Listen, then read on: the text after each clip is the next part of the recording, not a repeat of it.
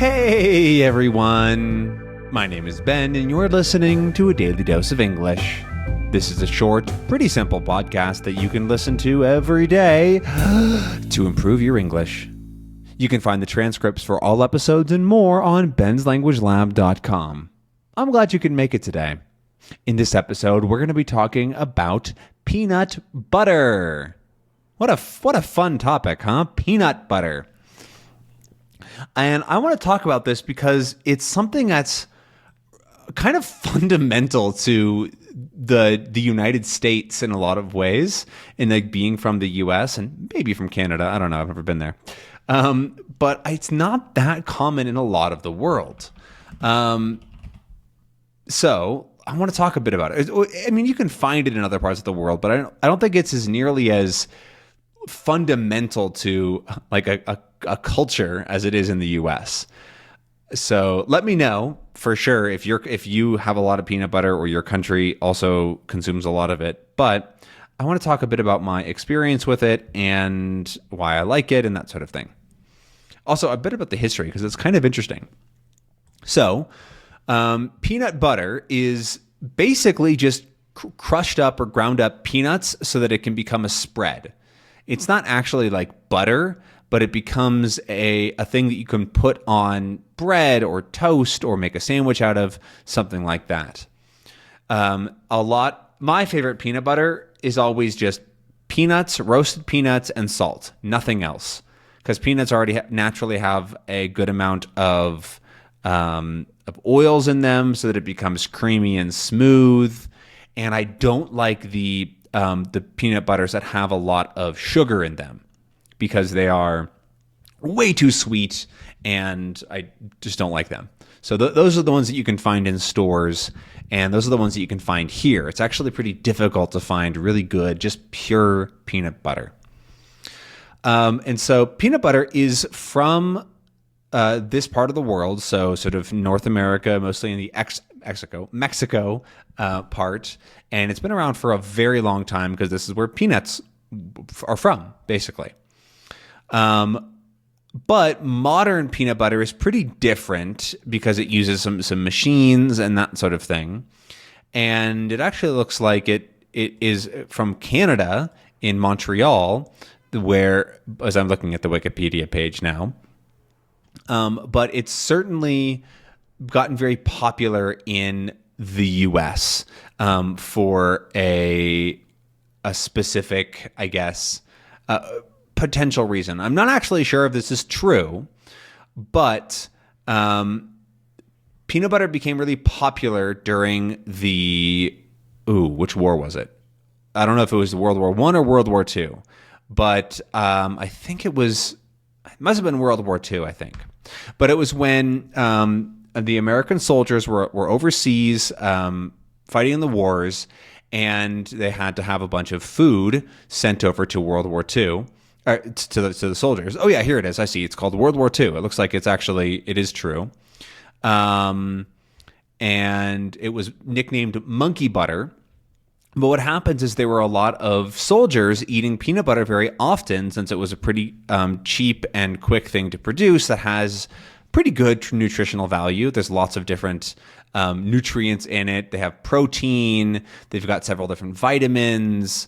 And so it's a pretty good thing to send over as food. And actually, that's part of I'll get to why I like it as well. And so then these soldiers got really used to the flavor and eating peanut butter. And then when they came back from the war, it got super popular. Beforehand, it was just a normal food on the shelf. It was something you could find, right? Nothing special. But when there were so many people that had a lot of peanut butter and got to like it, coming back to the US made it explode in popularity.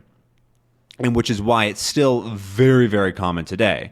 Pretty much all households have peanut butter in them in the U.S.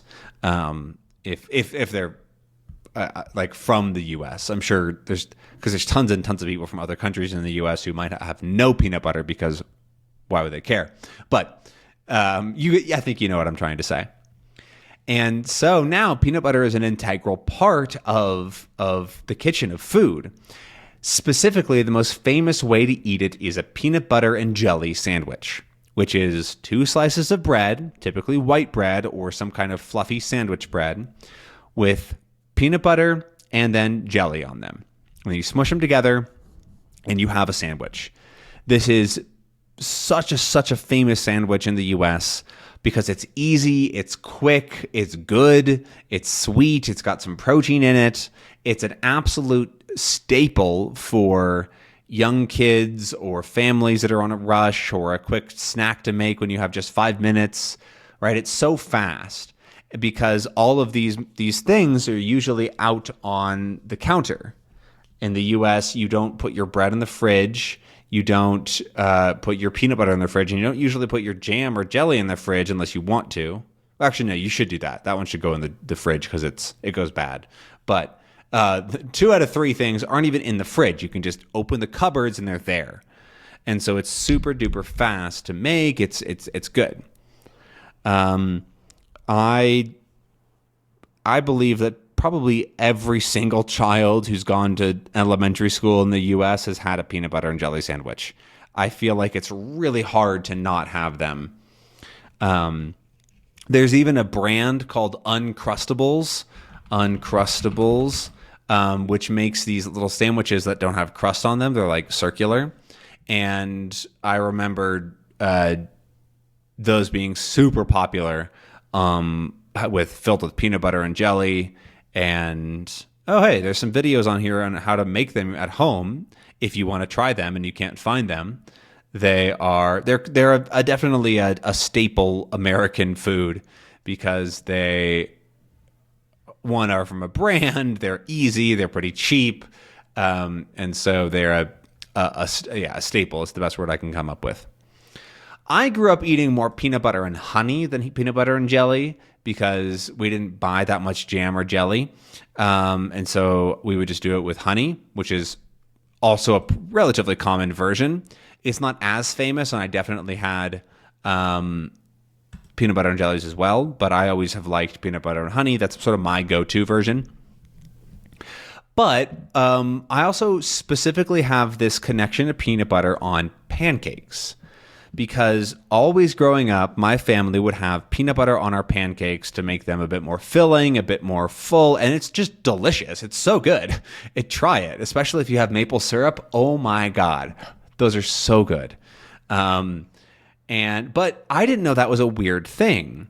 And pretty much everybody that would have pancakes with our family would be like, why are you guys putting peanut butter on there? That's so weird.